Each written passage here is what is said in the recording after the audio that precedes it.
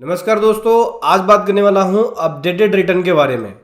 क्या अगर आपको नोटिस इशू हो अंडर सेक्शन 143 सबसेक्शन 2 और अंडर सेक्शन 144 बी के अंदर, जो कि फेसलेस असेसमेंट के लिए, ये स्क्रूटनी नोटिस होता है असेसमेंट करने के लिए और ये फेसलेस असेसमेंट का प्रोसीजर होता है। तो उस केस में क्या हम updated return under section 139(8)(a) यानी ITR-U फाइल कर सकते हैं ये नोटिस इशू होने के बाद? इसके बारे में बात करेंगे।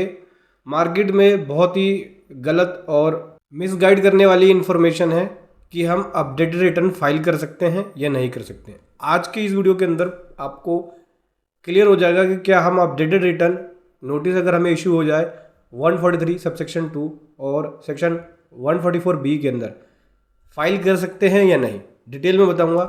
लेकिन उससे पहले बताना चाहूँगा दोस्तों, जो भी भाई बंधु मेरे चैनल पे पहली बार है, इस वीडियो को पहली बार देख रहे हैं, जिन्होंने अभी तक सब्सक्राइब नहीं किया सब्सक्राइब कर लीजिए, साथ ही साथ बेल आइकन पे भी क्लिक कर लीजिए ताकि इस तरह का कंटेंट आपको मिलता रहे दोस्तों। तो आज आपको बताऊंगा, चलिए समझते हैं। तो देखिए दोस्तों, अपडेटेड रिटर्न के बारे में समझ लो। Updated return under section 139 subsection 8 के अंदर फाइल करते हैं, इसको ITR-U भी बोलते हैं। ये गवर्नमेंट ने इंट्रोड्यूस किया था ताकि टैक्स पेयर वॉलेंटरली जो भी उनकी एडिशनल लायबिलिटी बनती है वो डिस्क्लोज करके उस पर टैक्स पे करके ITR को अपडेट कर सके, या फिर कुछ गलत हो जाए तो ITR को रिवाइज कर सके नोटिस इशू होने से पहले। तो अपडेटेड रिटर्न कब कितने सालों तक का फाइल कर सकते हो? हालांकि 4 ईयर तक का अलाउ कर दिया है, ठीक है। लॉ के अंदर जो अमेंडमेंट है वो 48 मंथ का है। 48 मंथ का मतलब हो गया कि आप 4 ईयर तक की अपडेटेड रिटर्न को फाइल कर सकते हो। लेकिन पोर्टल पे अभी केवल 2 ईयर तक का ही अलाउ कर रहा है, यानी बैक 2 ईयर तक का आप ITR फाइल कर सकते हो। और जो नोटिस 143 सबसेक्शन 2 और 44 बी के अंदर इशू हो रहा है वो असेसमेंट ईयर 24-25 के लिए इशू हो रहा है। तो 24-25 की अभी अपडेटेड ITR अलाउ है। तो लोग क्या सोच रहे हैं कि भाई अपडेटेड ITR अलाउ है तो फाइल कर देता हूँ। ऐसा नहीं है। अगर अपडेटेड ITR अलाउ है आप फाइल कर दोगे, ऐसा नहीं है। पहले समझो प्रोविजन को, फिर आगे समझना कि फाइल करना है या नहीं करना है। तो देखो, इतना तो समझ में आ गया कि अपडेटेड रिटर्न ITR-U 4 साल के लिए फाइल कर सकते हैं। अगर कोई आपकी एडिशनल लायबिलिटी बनती है, गलत रिटर्न फाइल कर दिया, उसको रिवाइज कर सकते हो अपडेटेड रिटर्न में। लास्ट अपॉर्चुनिटी होती है, अपनी वॉलंटरली डिस्क्लोज कर सकते हो, खुद से ही अपनी लायबिलिटी को डिस्क्लोज करके पे करके ITR को फाइल कर सकते हो। अब ये समझते हैं कि अपडेटेड रिटर्न कौन से केस है जहां पे फाइल नहीं कर सकते, रिस्ट्रिक्शन लगी होती है।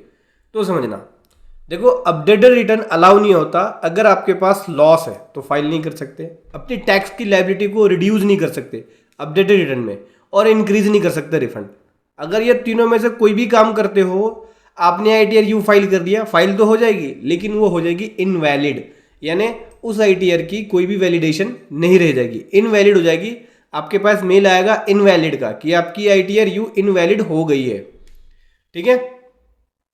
दूसरा केस जो आता है कि कौन से केस में ITR-U फाइल नहीं होगा, तो कोई भी प्रोसीडिंग पेंडिंग है या कंप्लीट हो गया है तो उस केस में अपडेटेड रिटर्न फाइल नहीं कर सकते। कौन सी पेंडिंग? कोई भी आपका असेसमेंट पेंडिंग हो या कंप्लीट हो गया है तो अपडेटेड रिटर्न अलाउ नहीं होता, ठीक है। लॉ की लैंग्वेज के अकॉर्डिंग यहां बोलते हैं कि कोई भी प्रोसीडिंग असेसमेंट का, रीअसेसमेंट का, रिकम्पुटेशन का, रिवीजन का, इनकम जो फाइल की गई है एक्ट के अंदर अगर पेंडिंग है या कंप्लीट है रेलेवेंट असेसमेंट ईयर का, उस केस में आप फाइल नहीं कर सकते। इसका मतलब क्या हुआ कि अपडेटेड रिटर्न आप फाइल नहीं कर सकते। कौन से केस में? 143 सबसेक्शन 2, क्योंकि ये क्या होता है, नोटिस इशू होता है, स्क्रूटनी नोटिस इशू होता है असेसमेंट के लिए।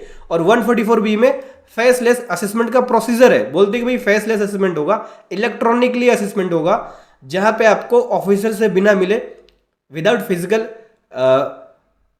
हेयरिंग के आपके असेसमेंट होगा। आप वहां पे डॉक्यूमेंट्स ऑनलाइन अपलोड करोगे, ऑफिसर उसको स्क्रूटनी करेगा, चेक करेगा, फिर वो अपना ऑर्डर पास करेंगे, ठीक है। तो 143 सबसेक्शन 2 और 144 बी के अंदर जो असेसमेंट होता है, नोटिस होता है असेसमेंट के लिए 143(2) के अंदर, और 144 बी के अंदर फेसलेस असेसमेंट होता है। देखो, आपने ITR गलत कर दी फाइल करके, या ITR के अंदर रिपोर्टिंग गलत कर दी खुद से फाइल करके या किसी और बंदे से, प्रॉपर प्रोफेशनल से काम नहीं कराया। अब अगर आपके पास नोटिस आया, अब भी प्रोफेशनल से नहीं काम कराओगे, किसी CA से काम नहीं कराओगे, किसी प्रोफेशनल से काम नहीं कराओगे, तो दोबारा आपको प्रॉब्लम होगी। तो अगर नोटिस आए तो इसका असेसमेंट कराना है आपको किसी प्रोफेशनल को हायर करना है, किसी सीए को हायर करना है, आप चाहे तो हमारी पेड प्रोफेशनल सर्विसेज ले सकते हैं, जिसका लिंक वीडियो के डिस्क्रिप्शन में मिल जाएगा। देखो क्या है, 143 सबसेक्शन 2 का अगर नोटिस आ जाए तो क्या होता है। 143 सबसेक्शन 2 का अगर नोटिस आ जाए, इसका मतलब यह है कि आपको स्क्रूटनी नोटिस दिया गया असेसमेंट के लिए। ये एग्जामिनेशन है आपकी रिटर्न फाइलिंग का, जो आपने रिटर्न फाइल किया है अंडर सेक्शन 139 और 142 सबसेक्शन 1 के अंदर अगर आपने ITR फाइल कर दी है तो ये एक नोटिस होता है कि भाई आपका असेसमेंट किया जाएगा और आप डॉक्यूमेंट्स को भेजिए, ऑफिसर जो है इसको चेक करेंगे। और 144B में क्या होता है, फेसलेस असेसमेंट का एक प्रोसीजर है जहां पे फेसलेस असेसमेंट किया जाएगा आपका। ठीक है, इसका मतलब क्या है कि टैक्स पेयर डिसक्वालीफाई है, अपडेटेड रिटर्न को फाइल नहीं कर सकता, क्योंकि उसका असेसमेंट की जो प्रोसीडिंग है वो शुरू कर दी गई है, अभी पेंडिंग है। नोटिस इश्यू होने का मतलब हो गया अभी पेंडिंग है, कंप्लीट नहीं हुआ है। जब कंप्लीट हो जाएगा तो ऑर्डर इशू हो जाएगा। तो अगर नोटिस इशू हुआ तो असेसमेंट पेंडिंग है, कंप्लीट नहीं हुआ है, ऑर्डर इशू हो जाएगा तो असेसमेंट कंप्लीट हो गया।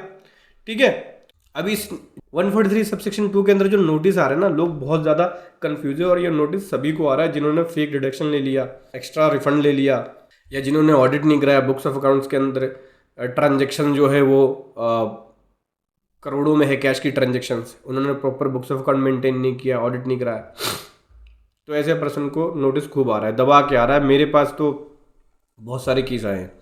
तो फाइनल कंक्लूजन की बात करें तो आप ITR यू फाइल नहीं कर सकते। कौन से केस में, 143 सबसेक्शन 2 के अंदर अगर आपको नोटिस इश्यू हो जाए, 144B में हो जाए, 148 का आ जाए, या अदर कोई असेसमेंट या रिवीजन का नोटिस आ जाए तो नहीं कर सकते आप। ठीक है, नोटिस आने से पहले अगर आपको लगता है कि भाई नोटिस मैंने अपनी ITR के अंदर फेक डिडक्शन दिखा दिया, ज़्यादा रिफंड क्लेम कर लिया, तो ITR को रिवाइज कर सकते हो नोटिस आने से पहले। अगर आपको लगता है कि भाई मेरा जो 24-25 का ITR है उसके अंदर फेक डिडक्शन दिखा दिया और 25-26 में भी सेम कर दिया मैंने, तो 25-26 का अभी भी टाइम है, रिवाइज कर लो उसको। ठीक है, या फिर बाद में अपडेटेड ITR कर लेना अगर ड्यू डेट निकल जाती है तब। ठीक है, और अगर आपको नोटिस इशू नहीं हुआ है 24-25 का और आपको लगता है कि भाई मैंने गलत क्लेम कर लिया, एक्सेस डिडक्शन दिखा दिया, एक्सेस रिफंड क्लेम कर लिया, तो अभी भी अपॉर्चुनिटी है आपके पास। नोटिस इशू होने से पहले आप उसको ठीक कर सकते हो ITR यू फाइल करके। लेकिन ध्यान रखना, नोटिस इशू होने से पहले, जिस डेट को नोटिस इशू हुआ है उस डेट से पहले अगर आपने कर दिया तब तो आपका वैलिड है, और नोटिस इशू हो गया और उसके बाद आपने किया है तो इनवैलिड हो जाएगा। ITR यू फाइल हो जाएगी पोर्टल पे, लेकिन आपकी ITR यू इनवैलिड हो जाएगा, डिपार्टमेंट इनवैलिड कर देगी, क्योंकि आपके अगेंस्ट में 143 सबसेक्शन 2 का नोटिस पहले से इशू है। समझ गए? वीडियो कैसी लगी जरूर बताएं। Thank you so much. जय हिंद, वंदे मातरम।